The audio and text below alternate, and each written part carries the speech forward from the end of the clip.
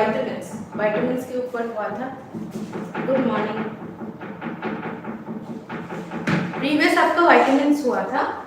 So without delaying हम part 2 उसका शुरू करते हैं। शायद से if I am not wrong, previous आपका जो वाइटामिन्स का हुआ था, वाइटामिन्स के ऊपर कुछ डिस्कस नहीं हुआ था, राइट? क्या क्या डिस्कस हुआ था, कोई सिनॉप्सिस करके बताओ मुझे जल्दी से। What we have discussed. Previous class में क्या क्या हुआ था? Tell me.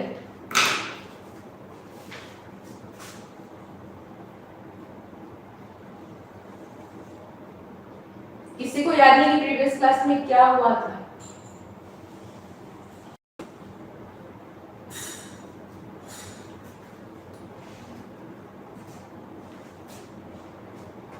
तो वो क्यों बताया था मैंने, किसके ऊपर था वो पूरा whole?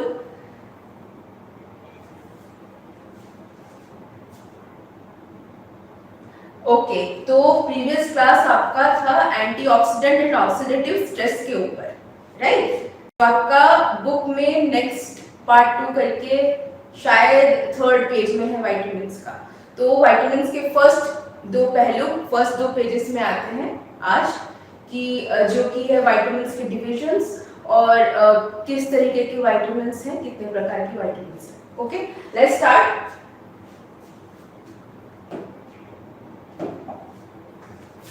Vitamins,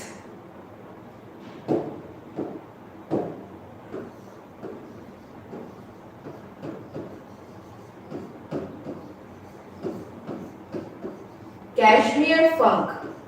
He was a biochemist, Polish biochemist to be precise. Biochemist, scientist के प्रोफेशन के नीचे आते हैं. They are kind of scientist. Okay. Kashmir Funk was the first one 1912 में उन्होंने vitamins का टर्म कॉइन नहीं किया था। vitamins पहले जाने जाते थे विटामिन से। पहले वाइटामिन्स नहीं बोलते थे, पहले हम बोलते थे विटामिन्स, ठीक है? इन्होंने ये टर्म कॉइन किया विटामिन्स, राइट? क्योंकि पहले 1912 के पहले माना जाता था कि कोई भी अमाइनो एसिड्स, कोई भी न्यूट्रिएंट्स आर वाइटामिन्स, मतलब वो कार्ब्स ले लो या फिर आपका फैट्स, कुछ भी डिविजन्स ले लो, मैक्रो या फिर माइक्रो का कुछ भी हो, उसको कंसीडर किया जाता था वाइटामिन्स, ठीक है? सारे के सारे जो हम लोग की न्यूट्रिएंट्स हैं उसको कंसीडर किया जाता था, नॉट वाइटामिन, सॉरी, विटामिन, ठीक है? जिसका अर्थ होता है विटामिन को क्लासिफाई अगर किया जाए तो व्हिच इज वाइटल मतलब नेसेसरी प्लस अमाइनो। अच्छा, अमाइनो का मतलब we all know is protein, ठीक है? तो विटामिन्स को ये दो शब्द से जोड़ा गया और विटामिन्स के वर्ड को कॉइन किया गया। किसके द्वारा? कैशमेयर फंक के द्वारा, ठीक है? In the year 1912, alright? But after 1912 एक संस्था बैठी and they have discussed and they have realised कि not all nutrients are vitamins और not all vitamins are nutrients, ठीक है? न्यूट्रिएंट्स के डिविजन्स में आते हैं vitamins, that is established, well established, but सारे के सारे जो प्रोटीन है वो सिर्फ विटामिन्स के कैटेगरी में नहीं आते। ये बोलना सही रहेगा कि प्रोटीन और जो विटामिन्स है वो अलग अलग डिविजन्स में, अलग अलग क्लासिफिकेशंस में आते हैं। क्यों? कि उनका कैरेक्टरिस्टिक दोनों का डिफरेंट है। हम लोग के बॉडी में जो फंक्शंस है, कहाँ जाके वो लगेंगे, किस तरीके से जाके वो फंक्शन करेंगे, किस तरीके से उनका एब्जॉर्प्शन हो रहा है बॉडी पे, उनका जो पूरा फंक्शन है विटामिन्स एंड प्रोटीन का अलग अलग है। इसीलिए उनको अलग कर दिया गया आफ्टर 1912 और स्टार्ट किया गया बोलना फाइनली विटामिन। विटामिन्स, विटामिन एक ही शब्द है। विटामिन एक्चुअली शब्द ये है, मतलब हम जब बोलते हैं तो इंडियन जो एक्सेंट है तो विटामिन बोलते हैं, ठीक है, इंडियन एक्सेंट में विटामिन बोलते हैं, अमेरिकन एक्सेंट में चले जाए तो vitamins, they go for vitamins.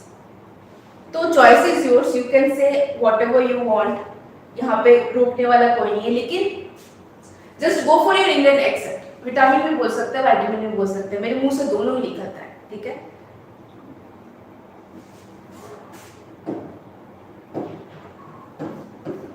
Okay, vitamin होगा, मैं बार बार ई लगा रही थी क्योंकि फर्स्ट उसका जो ओरिजिनल लैंग्वेज है वाइटामिन्स, उसमें ई आता है। ओके, वाइटामिन कितने प्रकार के होते हैं? 13 टाइप्स। उसमें से आपको 4 जो कि है, वेट सेकंड, आपकी बुक में किस तरह के क्लासिफिकेशंस है?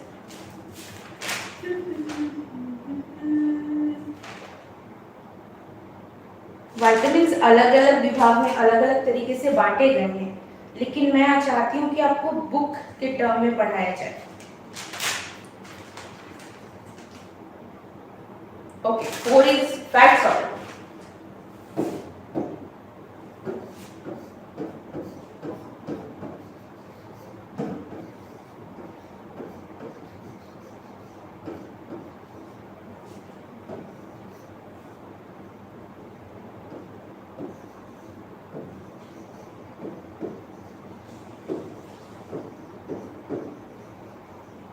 चार आपको विटामिन्स में फैट सॉल्युबल विटामिन्स हैं, जो कि 13 विटामिन्स आपको मिलेंगे।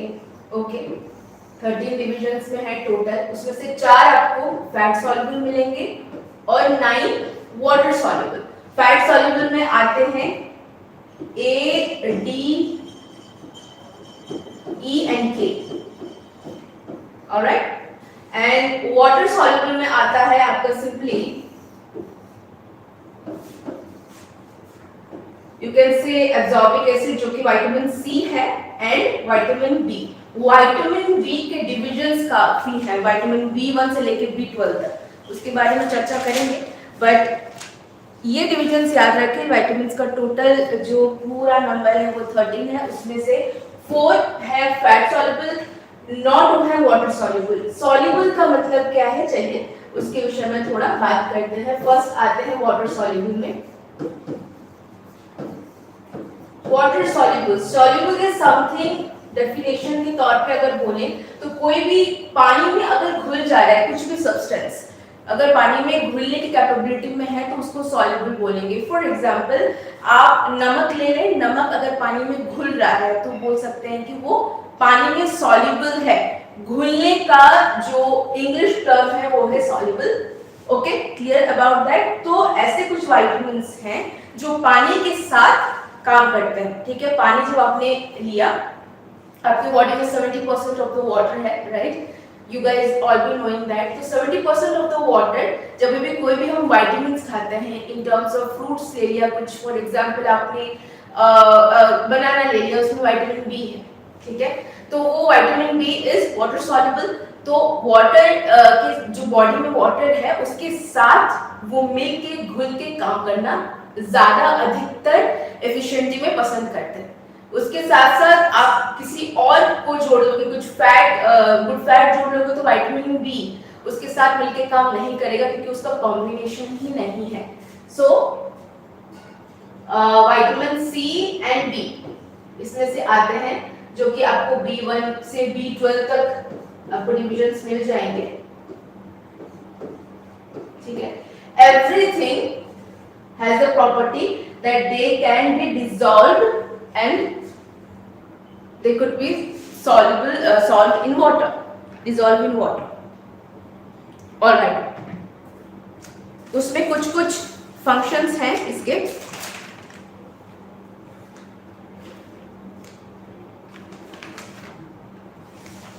आपकी बुक में काफी कुछ दिया नहीं गया है जो कि मैं देख रही हूँ। कल भी I was looking at it, काफी कुछ मिसिंग है। सिर्फ चार्ट दिया गया, अगर आपने विटामिन्स का चैप्टर खोला है तो सिर्फ चार्ट ही दिया गया कि क्या क्या डेफिशिएंसी होने से आपको होगा, किस किस खानों में आपको मिल जाएगा ये सर्टेन विटामिन्स। बस उसके अलावा कुछ है नहीं। तो उसके अलावा कुछ कुछ चीजें हैं, मैं आपको बताने की कोशिश यहाँ पे कर रही हूँ। तो जब रिकॉर्डेड क्लासेस आपको मिलेंगी, I hope you will be going through this classes, right? Alright,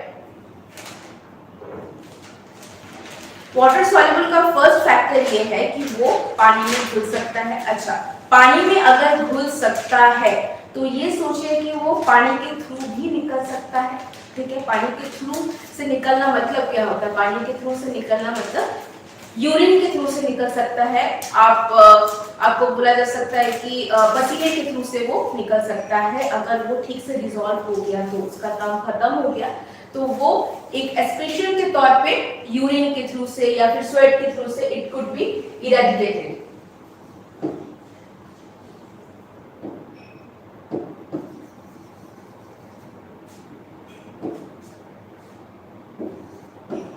sweat और यूरिन के थ्रू वो बाहर निकल सकते हैं। क्यों? क्योंकि ये पानी सॉल्युबल है। पानी को निकालने के लिए क्या सिस्टम है हमारे बॉडी में? हमारे बॉडी में सिस्टम है कि हम अगर यूरिनेट करते हैं या फिर एक्सेसिव वाटर, अगर किसी का स्किन के थ्रू से पसीना निकल रहा है तो एक्सेसिव जो वाटर है, फ्लूइड रिटेंशन नहीं होती है हमारी बॉडी पे बिकॉज ऑफ दीज सिस्टम्स। ठीक है, तो चूंकि ये पानी के साथ मिलते हैं ये दो वाइटामिन्स, तो वो निकलने की कैपेसिटी में भी होते हैं। एक्सेसिव अगर किसी ने ले लिया किसी दिन तो बॉडी को लगेगा कि नहीं, हम इसको स्टोर नहीं कर सकते, तो हम इसको यूरिन या फिर पसीने के थ्रू से निकाल सकते हैं। That's the reason water soluble vitamins को बोला जाता है कि वो अधिकतर हमारे टिश्यूज या फिर एडिबस टिश्यूज या फिर सेल्स में जमते नहीं हैं। They won't be get stored in our body and that is the reason कि बोला जाता है कि विटामिन सी एंड बी का पूरा जो B1 से B12 की कॉम्प्लेक्सिटी है, जो विटामिन्स है, उसको डेली लेने को, क्योंकि वो डेली आपके बॉडी से इरेडिकेट हो रहा है। और डेफिशिएंसी ज्यादातर वाटर डिसॉल्विंग विटामिन्स की ही होती है। अधिकतर देखा गया है कि fat soluble, yes it happens कि किसी का मतलब आंख अगर बहुत दिक्कत है, जैसे कि मैं हूँ, तो विटामिन ए की कमी है definitely, right? It happens, but उसके साथ साथ अधिकतर मात्रा में देखा गया कि water soluble vitamins are the main factor की बॉडी में कभी भी स्टे नहीं करते, इसीलिए डेली उनको लेना, फूड के सोर्स में लेना जरूरी है। Okay, again coming to fat soluble vitamins.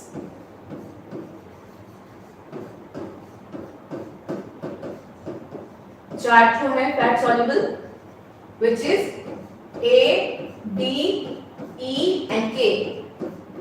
Alright, अच्छा, बुक में पीडीएफ में आपको साइंटिफिक नेम मिल जाएंगे that is needed for your examination. Exams में आपको कुछ ऐसे पहलू दी जाएंगी, पूछी जाएंगी कि what is the scientific name of vitamin A. कुछ ऑप्शन दी जाएंगे, आपको करेक्ट करना है। ठीक है, उसमें टिक करना है, सॉरी उसमें टिक करना है। Okay, ADEK is the what we can say fat soluble vitamin। क्यों फैट soluble vitamin बोला जाता है? Vitamin, let it be vitamin A, D और E और EK।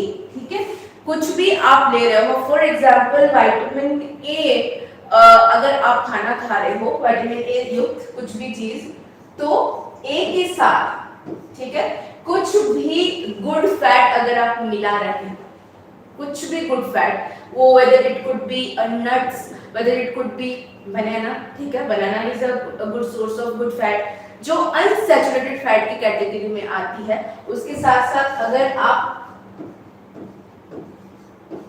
उसको जोड़ के किसी भी क्लाइंट को सजेस्ट करते हैं आप एज अ न्यूट्रिशनिस्ट, तो उनके बॉडी में विटामिन ए का एब्जॉर्प्शन बढ़ेगा। काफी क्लाइंट्स आपको आगे मिलेंगे और आपको पूछेंगे कि अरे सब विटामिन तो खा ही रहे हैं, विटामिन ए खा रहे हैं, विटामिन डी खा रहे हैं, ई खा रहे हैं, के खा रहे हैं, लग नहीं रहा बॉडी में, लग क्यों नहीं रहा बॉडी में? इसीलिए नहीं लग रहा, रीजन कि आप विटामिन ए के साथ का जो कॉम्बिनेशन वाला खाना ही नहीं खा रहे, उसको ही बोलते हैं बैलेंस डाइट। बैलेंस डाइट का मतलब ये नहीं कि ज्यादा से ज्यादा कार्ब्स ले लिया प्लेट में, ज्यादा प्रोटीन ले लिया, बस उतना प्रोटीन कार्ब्स हमने खा लिया बस वही। कहाँ है आपका एंटीऑक्सीडेंट, कहाँ है आपका विटामिन बी के साथ जो मिलने वाला विटामिन जो साथ में अब्सॉर्ब कर सकता है। तो combination of the vitamins you should be knowing. तो विटामिन ए का कॉम्बिनेशन क्या है, कुछ भी गुड फैट को अगर मिक्स करते हैं आप during your dietary management, you are suggesting some clients, तो विटामिन ए की एब्जॉर्प्शन अच्छी रहेगी, ठीक है। अच्छा, second is vitamin D, very important actually vitamin, this is vitamin D आपको डाइटरी फूड वगैरह में इतना नहीं मिलेगा, ऑरेंजेस में मिलता है, मशरूम्स में मिलता है डेफिनेटली, बट सबसे ज्यादा क्वांटिटी विटामिन डी की है सनलाइट में, सूर्य की किरण में, राइट। सूर्य का किरण जब स्किन में पड़ता है डायरेक्टली विटामिन डी को सिंथेसाइज करने का पावर है किडनी के पास, ठीक है। हाँ, ये कुछ अटपटा लग सकता है आपको सुनने के लिए, लेकिन किडनी की ऊपर की लेयरिंग में ही होती है सिंथेसिस ऑफ विटामिन डी, ठीक है। लेकिन उससे पहले का ये पूरा प्रोसेस है कि विटामिन डी जब हमारे स्किन के थ्रू से पेनिट्रेट करता है तो it combines with first of all calcium, ठीक है।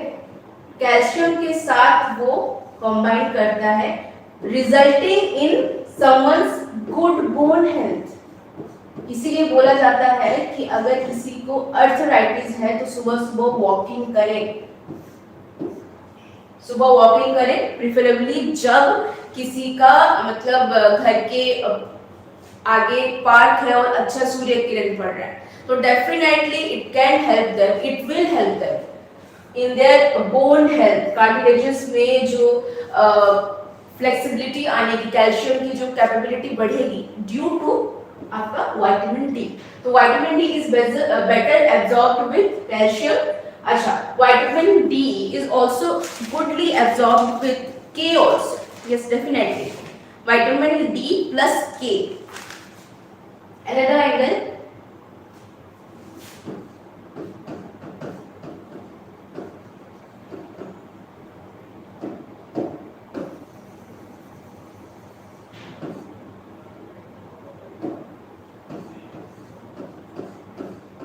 जब के की सबसे मतलब लास्ट में अगर हम यहाँ पे आए, वो भी फैट सॉल्युबल है, ठीक है।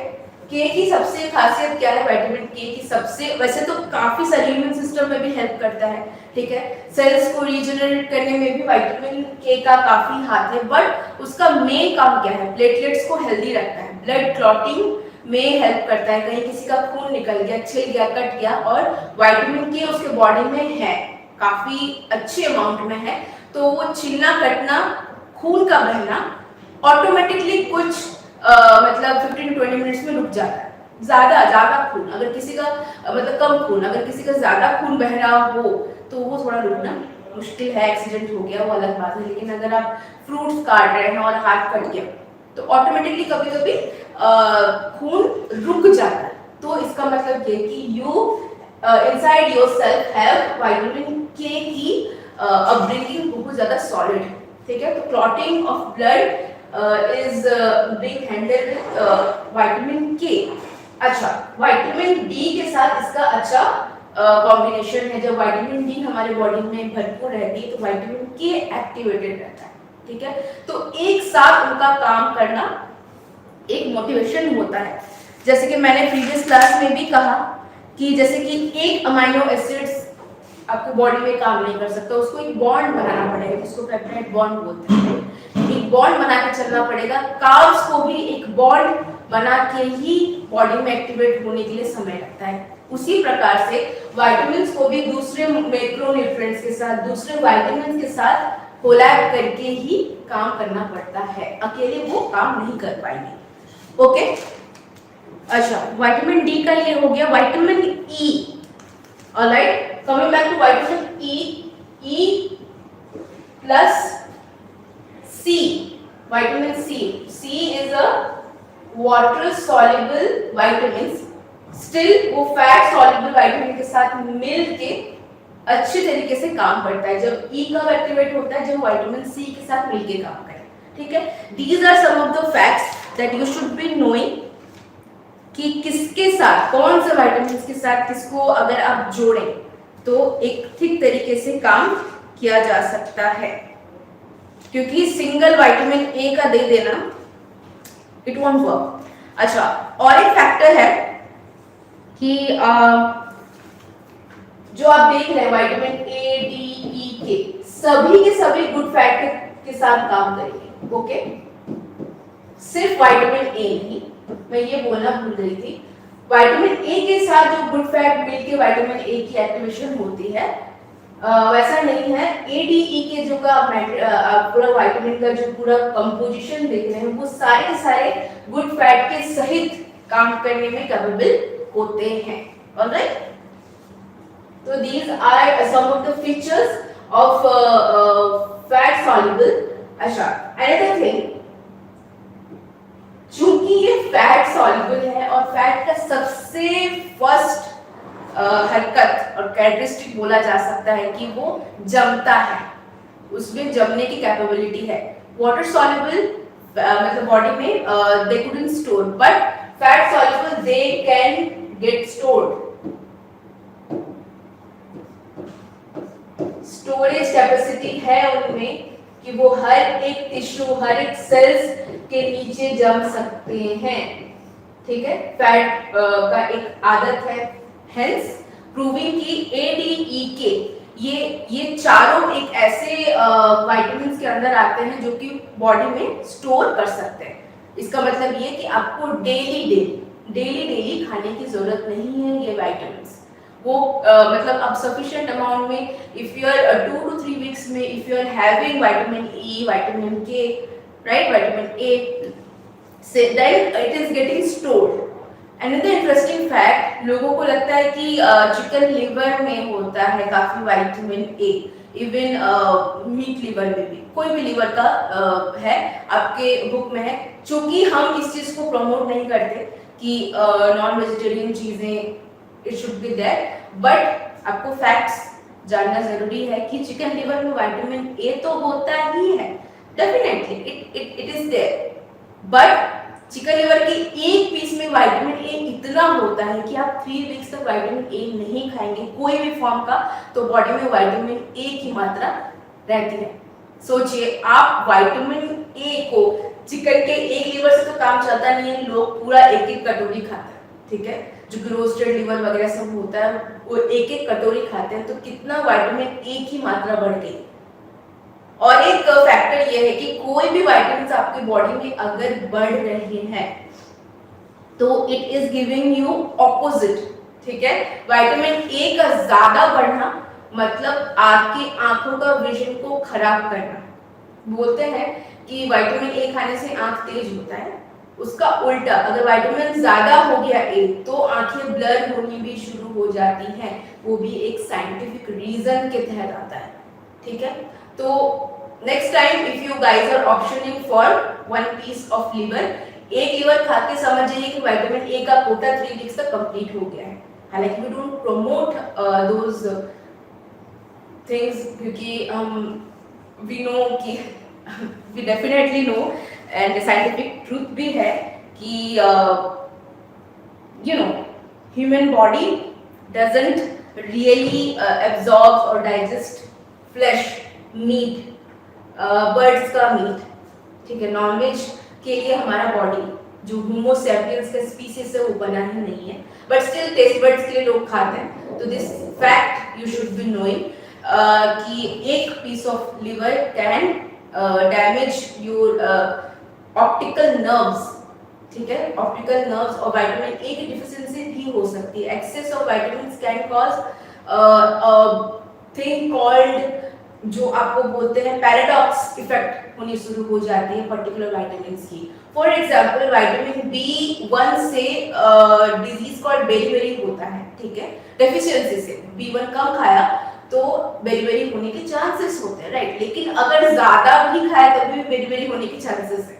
तो एक सर्टेन अमाउंट का grams, certain grams, certain small amount of vitamins and minerals should be there in your balanced diet plate उससे ज्यादा नहीं, एक्सीड कर गए तो दिक्कत है। हाँ, ये उसी चीजों पे लागू है जो कि नॉन प्लांट बेस्ड खाना पसंद करता है। B1 में आपको मिल जाएगा, चिकन लिवर भी B1 में है, ठीक है। अगर वही चीज B1 आपको फ्रूट्स वगैरह में मिल जाएगा, लेकिन फ्रूट्स अगर आप एक सर्टेन क्वांटिटी से ज्यादा खा लेते हैं तो वो विटामिन्स आपके बॉडी में सर्च कर जाते हैं। क्यों? क्योंकि लीवर उस पर्टिकुलर प्लांट बेस्ड खाने के डीएनए को पहचानता है। थोड़ा ज्यादा हो गया तो बॉडी उसको मेंटेन कर लेगा, ठीक है। प्लांट बेस्ड विटामिन्स अगर थोड़ा ज्यादा हो गया इट्स ओके, बट अगर animal based vitamin B1 B2 अगर ज्यादा हो रहा है तो बॉडी उस थोड़ा बर्दाश्त करने के सर्कमस्टेंस में आ नहीं पाता। ऑलराइट,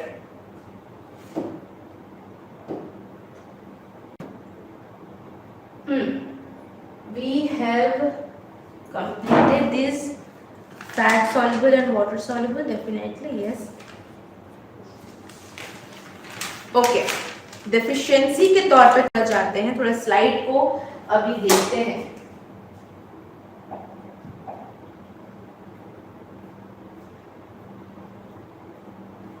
ओके, मैंने जैसे कि आपको डिवीजन करके बताया, वाटर में विटामिन्स एक water soluble and fat soluble है, जिसमें non B complex vitamin C and vitamin B complex में एनर्जी रिलीजिंग। अच्छा, B complex is vitamin B, alright. Vitamin B is something, उसको भी दो विभाग में डिवाइड किया गया है, एक तो हेमाटोपोएटिक है, ऑलराइट, और एक एनर्जी रिलीजिंग विटामिन्स है। एनर्जी रिलीजिंग विटामिन्स में इतना है विटामिन बी, इसमें B1 B2 B3 B4 B5 भी है, राइट। और ये folic acid and vitamin B12 is haematopoietic. Haematopoietic is something कि ये विटामिन बी के डिविजन्स में आता है, ये दोनों, ठीक है, विटामिन बी ही बोला जा सकता है। ये दोनों आते हैं आपके रेड आरबीसी काउंट को बढ़ाते हैं। हेमाटोपोएटिक मतलब हेमोग्लोबिन से रिलेटेड है, तो हमेशा वो याद रखें। तो आरबीसी काउंट्स को बढ़ाते हैं, इसीलिए उनको इस कैटेगरी में रखा गया है। और ये एनर्जी रिलीजिंग कैटेगरी में बाकी B1 से B5 है। क्यों? क्योंकि वो they help in releasing and metabolism, ठीक है, एंड अदर फंक्शंस के लिए। तो तीन कैटेगरी में विभाग किए गए हैं विटामिन बी को।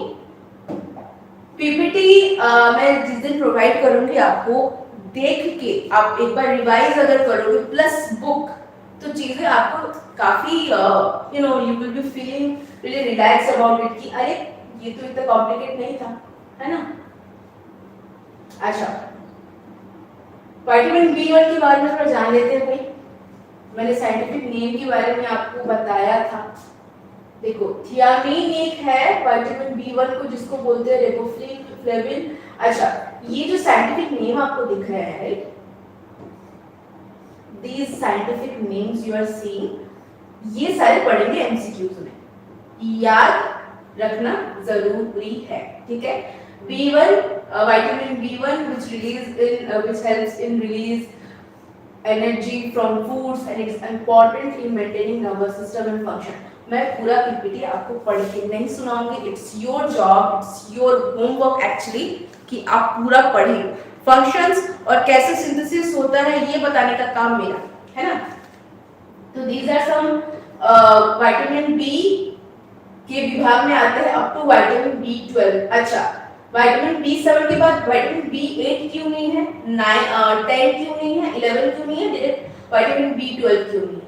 ये जाके बोलो कैशबियर भैया से जाके पूछो कि क्यों ये गायब किया।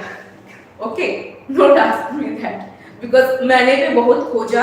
आई really wanted to answer this question for you guys, but वहां पे भी वही लिखा था कि साइंटिफिक डिस्कवरी जब हुई, एटॉमिक कंडीशंस, केमिकल बॉन्ड्स के तहत जब एक डिस्कवरी हुई, तब बोला गया कि हम एक सर्टेन अमाउंट में विटामिन 8 एंड विटामिन 10 एंड 11 को मतलब रैंडम के हिसाब से नहीं रखेंगे। तो कुछ तो सोच समझ के रखा ही होगा। We should be at least trusting our biochemist जो साइंटिस्ट है ना। तो vitamin B1 B2 B3, B5, B6, B7, B9 and B12 तक है। उसके बाद विटामिन सी डायरेक्टली आता है, ये सारा वाटर सॉल्युबल में आएगा, है ना।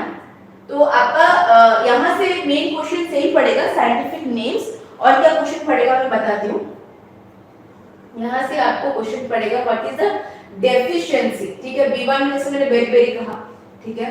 आपको विटामिन B12 में जैसे what are the symptoms behind it, अगर किसी को डेफिशिएंसी है, dry skin, sore throat, anaemia, अगर ये सारे के सारे डेफिशिएंसी अगर आप बुक देखें तो काफी सारे डेफिशिएंसी के साथ साथ क्या खाने से भी बेहतर है, मतलब विटामिन बी कौन कौन से खाने में, विटामिन ए कौन कौन से खाने में, सारी एंडिस्टिंग दी गई है। उसी से क्वेश्चन पड़ेगा, ओके। उसी से क्वेश्चन पड़ेगा कि विटामिन ए में कुछ कुछ फूड आइटम्स दी गई होंगी और पूछा जाएगा इसमें विटामिन ए किसमें ज्यादा मौजूद है। पूछा जाएगा कि डेफिशिएंसी ऑफ बेरी कौन से विटामिन की डेफिशिएंसी से होता है। MCQ questions, this type of questions will be coming from this chapter, ठीक है।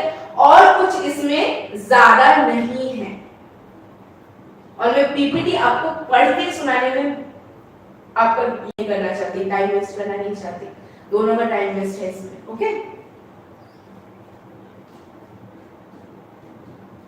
अच्छा, another main factor which is not given in your chapter but still I want to say one sentence about it. ये सारे के सारे जो vitamins and minerals, nutrients, ये सारा कहाँ पे सिंथेसिस होता है, कौन से ऑर्गन पे सिंथेसिस होता है, कोई मुझे बता सकता है। और मैं बहुत खुश होंगी अगर किसी ने मुझे बता दिया तो। टेल मी, विटामिन, चलो गैस ही कर लो, विटामिन अगर बॉडी पे लगता है तो कौन से ऑर्गन पे जाके सिंथेसिस होती होगी, उसकी अनलॉक होता होगा सारा सारा चीज।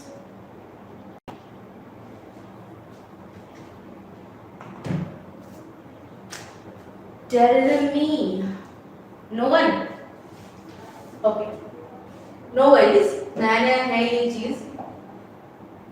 देखिए, कुछ भी खाना खा रहे हैं हम, whether it could be carbs, protein, fat, ठीक है, स्मॉल स्टमक से होके गुजर के हो जाता है, फूड पाइप में होता है, फिर स्टमक में आता है ना, स्टमक में होके goes to small intestine, small intestine में बिलीज होते हैं जो कि रॉ न्यूट्रिएंट्स को गुड न्यूट्रिएंट्स में तब्दील करने में कैपेबल रखते हैं। बट वो न्यूट्रिएंट्स को, मतलब अगर ग्लूकोज स्मॉल इंटेस्टाइन तक पहुंचा है और ग्लूकोज छोटे छोटे विभाग में बंट गए हैं, तो कहाँ बंटते हैं, कहाँ छोटे छोटे अमीनो एसिड्स बनते हैं, छोटे छोटे ग्लूकोज बनते हैं, वो विलीज में होते हैं, ठीक है। तो विलीज में ब्रेक डाउन करने के बाद इट गोज डायरेक्टली टू, जिसके बारे में मैं बोल रही थी, लीवर। लीवर एक ऐसा ऑर्गन है जहाँ पे हर प्रकार की विटामिन्स, मिनरल्स, इम्यून सिस्टम वाले सेल्स, ठीक है, ब्रेन को हेल्दी रखने वाले सेल्स और पूरे बॉडी को कंट्रोल करने वाले सेल्स, विटामिन्स, मिनरल्स और मैक्रोन्यूट्रिएंट्स के न्यूट्रिएंट्स सारे डिपॉजिट होते हैं लीवर में, सारे लीवर में आते हैं। मतलब यू कैन से कि स्मॉल इंटेस्टाइन से बिलीज में जब अमीनो एसिड बनता है तो वो कच्चा होता है, ठीक है, वो कच्चा माल बोला है सर, पक्का को कन्वर्ट करने के लिए, मतलब उसको पक्का होके पूरा आपके ब्लड स्ट्रीम में छोड़ा जाएगा, ठीक है, तो वो पक्का ग्लूकोज में कन्वर्ट होने के लिए जाता है लीवर में। कुछ भी अमीनो एसिड हो कि फैट हो, वो ग्लूकोज में ही एट लास्ट उसकी तब्दीली होती है ना। तो वो ग्लूकोज का जो कन्वर्जन है वो होता है लीवर में। Even vitamin minerals are not converted into glucose, उसी फॉर्म में यूज होता है, लेकिन विटामिन मिनरल्स को कन्वर्ट करना कि बॉडी उसी एक पर्टिकुलर लैंग्वेज को पहचान पाए, उसका काम है लिवर का। तो सोच सकते हैं लिवर की जो डैमेजिंग होती है किसी की, फैटी लिवर होता है और हम होता है ग्रेड 1 लिवर है, फैटी लिवर है, कोई प्रॉब्लम नहीं है इसमें। प्रॉब्लम ये है कि वो हार्मोनल इम्बैलेंस करेगा और आपकी जो केमिकल बॉन्डिंग है इलेक्ट्रॉन्स, प्रोटॉन्स एंड न्यूट्रॉन्स की, वो बिगड़ेगी, leading to several critical conditions, जिसमें टॉप फैक्टर में आता है कैंसर, ठीक है। तो liver health is very important. और किसी ने अगर पूछा कि विटामिन मिनरल्स कहाँ पे सिंथेसिस होता है, तो यू कैन से लिवर, ऑलराइट।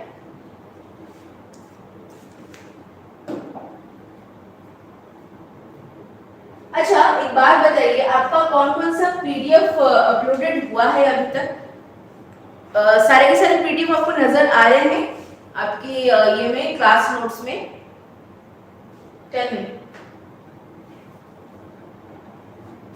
ये तो कोई सवाल भी नहीं है, यू कैन आंसर इट। अच्छा सभी पीडीएफ है अभी अवेलेबल है सिवाय विटामिन्स के?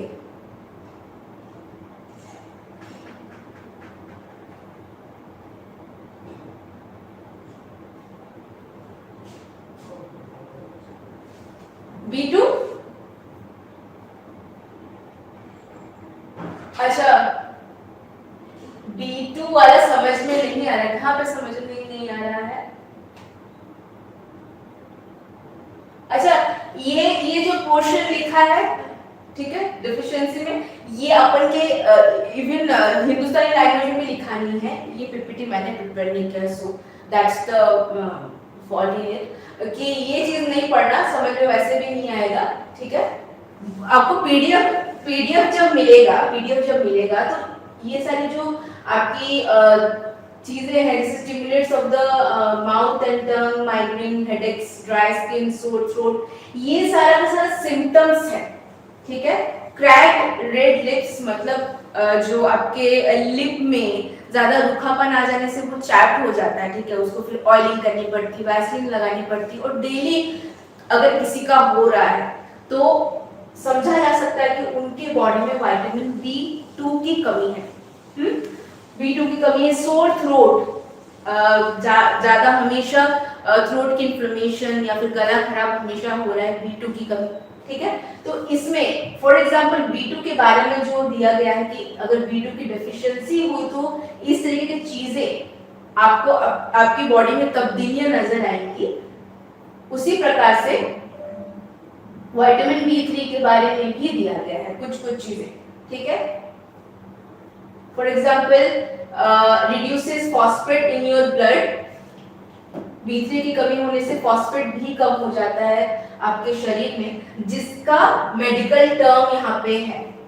इतना हार्ड क्वेश्चन तो आई डोंट थिंक कि हम पूछेंगे, बट फिर भी हाइपर पिगमेंटेशन एंड मेलानिज्मा, ये डेफिशिएंसी ऑफ विटामिन B3 है। तो किस तरीके से पीपीटी बनाया गया है, प्रीवियस में हमने हम लोग को बना के दिया है कि विटामिन B3 का स्लॉट आप खोलेंगे और आपको जो जो चीजें दिखेंगी यहाँ पे, इसकी कमी से ये सारी चीजें होती हैं। कंडीशंस दी गई हैं, कुछ मेडिकल कंडीशंस दी गई हैं, ठीक है। Arthritis, early stage of diabetes, type 1 diabetes, acne का होना, स्किन कैंसर का होना, किसके लिए? विटामिन B3 डेफिशिएंसी की वजह से। तो इस तरीके से पूरा तो पढ़ के नहीं सुना सकती आपको, क्योंकि काफी लंबा लिस्ट है, और वो लिस्टिंग का आपको बताना मतलब आपका बेड पे ही सो जाना। मैं नहीं चाहती कि आप लोग सो जाओ, ठीक है। मैं चाहती हूँ कि आप बुक के लिस्टिंग पढ़ें। बुक अगर किसी के पास होगा तो खोल के देखो। अच्छा, मिनरल का क्लास नहीं डाला गया है, अब मैं डलवाती हूँ, ठीक है, क्योंकि अभी कुछ चीजें एडिट चल रही है ना। अच्छा, मिनरल्स का ये भी नहीं डाला गया ना पीडीएफ? Tell me. पीडीएफ नहीं है शायद मिनरल्स का। हाँ, मैं अपडेट करती हूँ। आज विटामिन्स का अपडेट करूंगी और मिनरल्स का। विटामिन्स का पीडीएफ तो देखना ही देखना। बुक अगर किसी के पास है तो खोलो, देखो। यहाँ पे पूरा सीरीज वाइज दिया गया है कि विटामिन B1 किसमें है, 2 पूरा 12 तक है, ठीक है। और आपका वाटर सॉल्युबल तो है ही, फैट सॉल्युबल फर्स्ट है, vitamin A, D, E, K, उसका भी आई थिंक दिया गया है साइंटिफिक टर्म नहीं, EDA का साइंटिफिक टर्म नहीं दिया गया यहाँ पे शायद।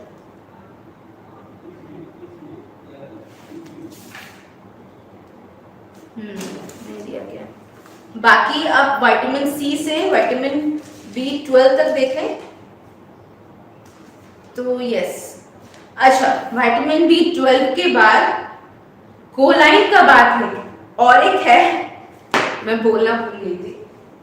Seen right now the book. Wait a second, let me open the book.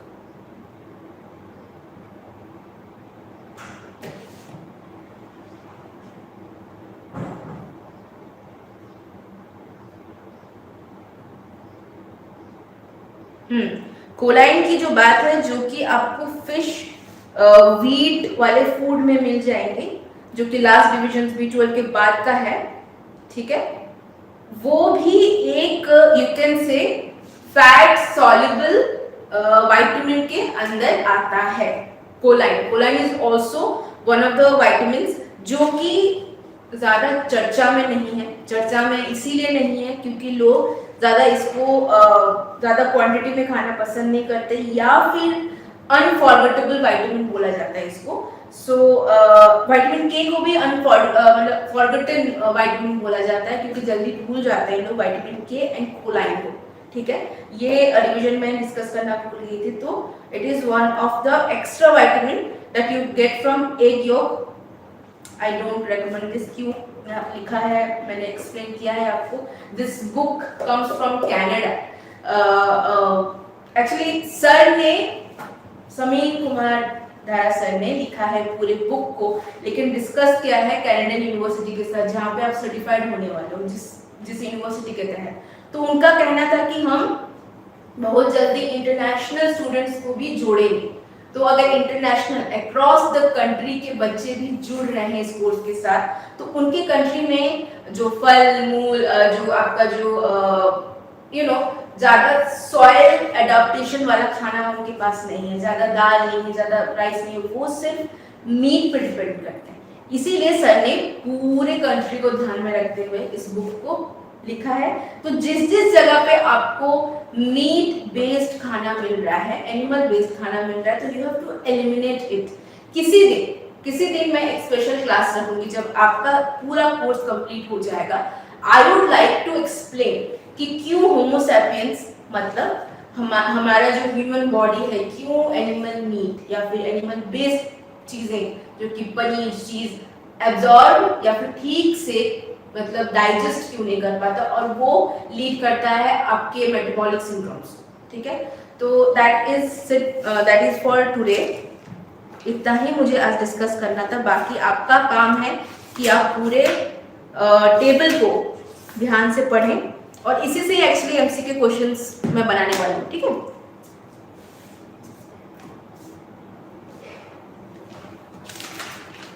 अच्छा, क्लास जिस दिन आपका ज्यादा भी क्लास नहीं है, डिजीज ओरिएंटेड क्लासेस ही चलेंगी। अभी टेक्निकल क्लास में 1-2 क्लास बाकी था, ठीक है। एडेप्टेशन ऑफ डाइट एक टेक्निकल क्लास में बाकी डिजीज ओरिएंटेड फिर से शुरू हो जाएंगी। जैसे कार्डियोवास्कुलर डिजीज आपका हो रखा है, तो वो खत्म होने के बाद हम 1-2 क्लास या फिर जैसे 3 क्लास में लेना चाहूंगी उस सीरीज में, जब आपका टेस्ट होने से पहले थोड़ा डिस्कस करेंगे सिलेबस को, जितने सारे सिलेबस है उसमें से किस प्रकार से कौन से एमसीक्यू क्वेश्चंस मतलब प्रोवाइडेड क्वेश्चंस आ सकते हैं, किस तरीके के क्वेश्चंस आ सकते हैं आपके एग्जाम्स में। मैं ईच चैप्टर को लेके थोड़ा डिस्कस करूंगी, हर एक चैप्टर्स में कुछ क्वेश्चंस निकालूंगी। इस तरीके से आपको पढ़ सकते हैं। आपका काम ये है कि उसका पीडीएफ तो मिलेगा है नहीं, तो आपको नोट डाउन करना है, ठीक है। नोट डाउन करना है कि ऐसे क्वेश्चंस आ सकते हैं ये चैप्टर से। तो चैप्टर 1 से शुरू करूंगी, डिजीज ओरिएंटेड चैप्टर तक कंप्लीट करूंगी। ये आपका कुछ आई थिंक जून मिड के बाद करूंगी, क्योंकि आपका जून मिड हो जाएगा कंप्लीट होते होते syllabus. Okay, alright for today.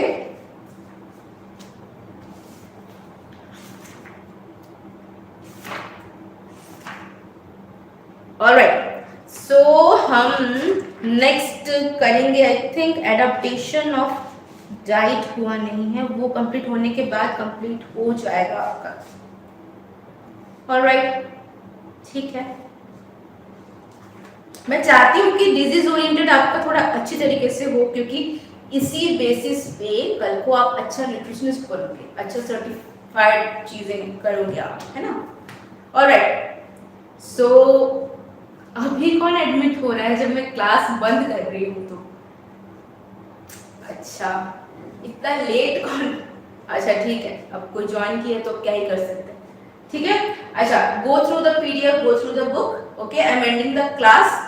इससे रिलेटेड बुक पढ़ी, ठीक है। इससे रिलेटेड अगर कुछ क्वेश्चंस, डाउट्स, क्वेरीज हैं आपको तो नेक्स्ट क्लास में जरूर पूछना, ठीक है। Alright, I am ending the session. Okay, bye everyone.